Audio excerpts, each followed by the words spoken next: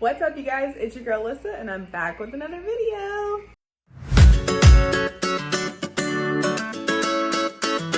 As you can tell by the title of this video, what I'm going to be talking about is little baby Levi. I'm going to start off with how I found out I was pregnant. In the beginning of March 2023, I woke up, my tatas were hurting. I was like, I already know what this is because of my last pregnancy, but whatever. I'm going to take a test and I'm going to see what it says. So I go in the bathroom, I take the test, I set it on the side. My boyfriend's out in the living room with his friend, and I'm like, he knows I'm taking the test. Is he gonna go check it with his friend here? And he dang sure does. He goes in the bathroom and he's like, that's his face. And I'm like, oh shit. I already know what it says, right? I don't even have to look because of his face. So we look at each other and we're like, well, shit, it's happening. And he's excited because he's wanted another baby since Riley was like 3. He goes out, immediately tells his friend, she's pregnant, he's pregnant. And his friend's like, yeah, I'm right, like you're fucking with me. And we're like, we don't mess around about pregnancy, baby. It's real shit right here. So he's like, that's awesome, congratulations. La la la la la.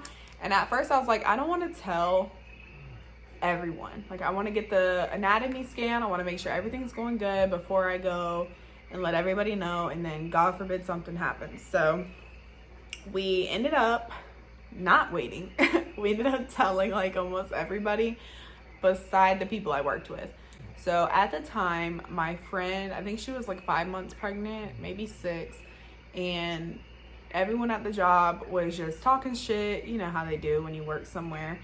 And I was like, I don't really need all that going on in my life right now, so I'm just gonna hold out. I'm gonna let her take all the shine. It's her first baby. Let her experience everything, all the fun and exciting stuff from people, and then I'll eventually tell them when I'm showing too much and you can't lie no more, or it just comes up. Around 6 months, I'm going to work, and I know it's visual at this point because I'm putting my clothes on and I'm like, bitch, these bitches are barely fitting. They have to know. I go into work, nobody knows. I'm like, okay, not today. You know what I'm saying? So then that weekend, I ended up having my gender reveal party. And I invited some of the girls from work that knew already from the beginning. And I was like, well, they're gonna find out after today because I'm just gonna post it on my social media, and then you know how everybody goes talking, they'll all talk, and then I'll hear about it when I go back to work. I'm gonna show you guys the gender reveal, the pictures, the video, all that stuff.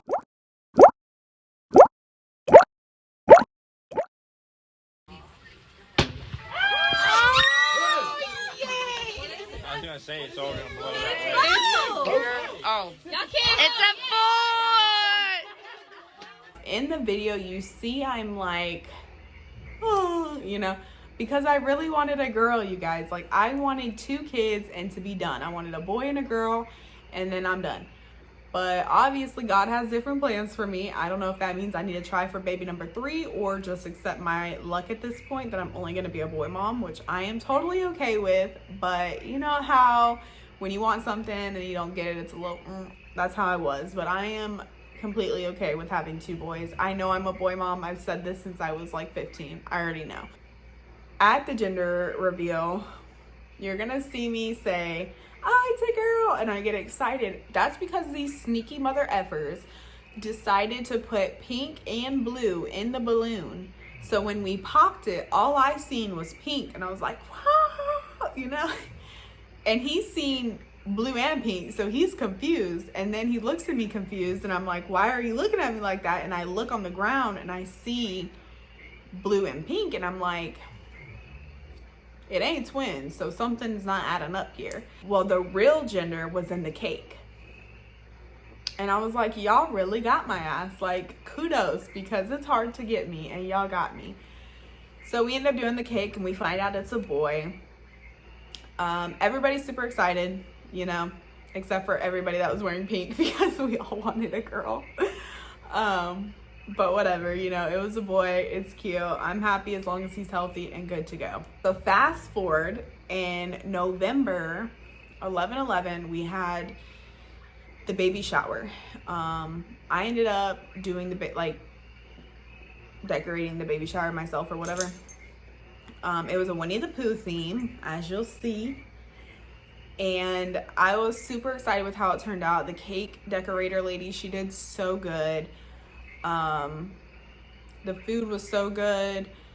I didn't take pictures of the decorations I put outside, but it was like little Winnie the Pooh people standing up in the yard.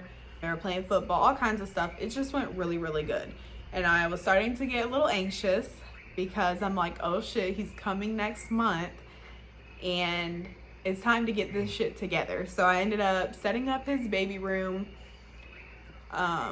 Because I'm not working, I ended up building like everything while my boyfriend was working, because I was just in that nesting mode. I'm like, I need to get this shit together because he's gonna come any day. You know, his original due date was 12/12 and it was already like end of November. So I'm like, we gotta get on it. Well, little baby decided not to come on 12/12. He ended up waiting until 12/19, and the doctor's like, look girl, you're gonna have to get induced because this baby don't want to come out. And I'm like, girl, I'm okay with that because I don't want to be 40, 41, 42 weeks pregnant.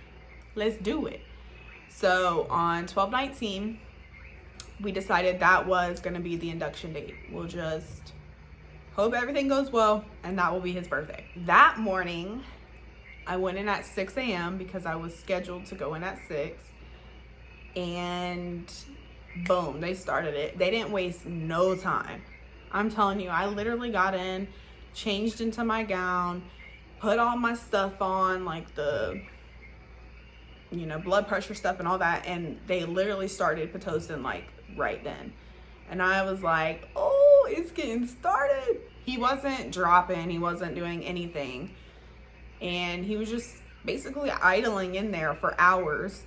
So they were like, look, we're gonna have to up the Pitocin. They ended up upping the Pitocin like 5 times, you guys. I'm not even joking.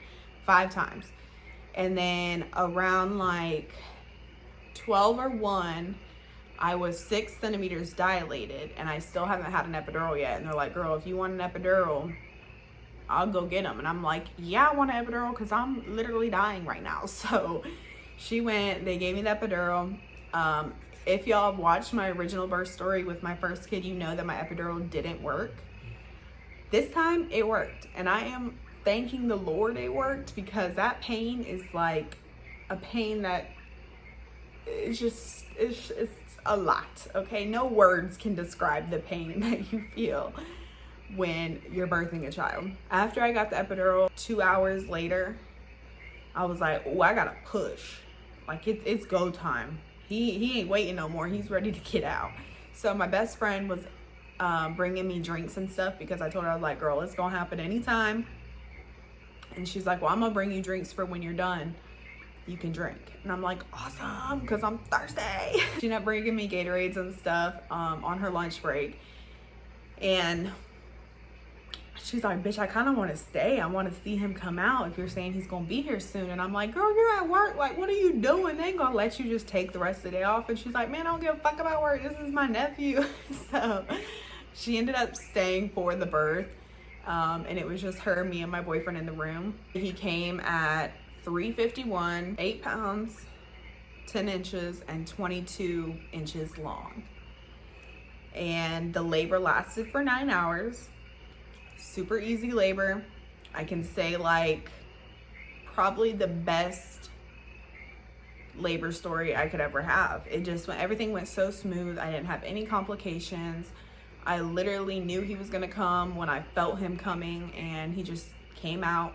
No rips, no tears, no blood loss this time around. Like everything was just great. And going from a 15-hour labor the first time with blood transfusions and feeling like you're gonna die to a 9-hour labor that went perfectly smooth, I can only thank the doctors and the nurses, because y'all truly make a difference in birthing a child and wanting people to do it again.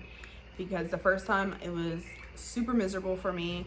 I felt like no one just really heard what I had to say. They didn't really care what I was going through. I was just kind of like a patient, you know, get them in, get them out. Whatever happens, happens. And this time I feel like they literally took their time with me, They listened to what I said. They understood what I said. I was allowed to drink stuff. Like the first time I wasn't allowed to drink. I wasn't allowed to have food. I wasn't allowed to do any of that for 15 hours. And then this time it was like, girl, you can have some juice. You can have an ice pop. You can have some soup. Like you can have whatever you want. And I'm just like, what? This is so weird. If I do have a number 3rd baby, I will be going to the same place because I honestly love them. This time around, I'll be packing little gift baskets to give everyone because they were just so great. Like I can't stress enough how awesome they were. If you are pregnant and you're watching this video right now, you're probably thinking like, what do I bring? What do I put in my bag? Blah, blah, blah, blah. Honestly, bring like 3 outfits for you and like 3 for the baby. Worst case scenario, you will stay there longer than 3 days or 3 days. Most of the time you go home the next day or 2 days, but you don't need all the extra stuff people tell you to bring. Like, yeah, bring your skincare, yeah, bring your toothbrush and stuff like that, but for the most part, everything you need, the doctor has. If you need wipes, diapers, butt cream, any of that, they have.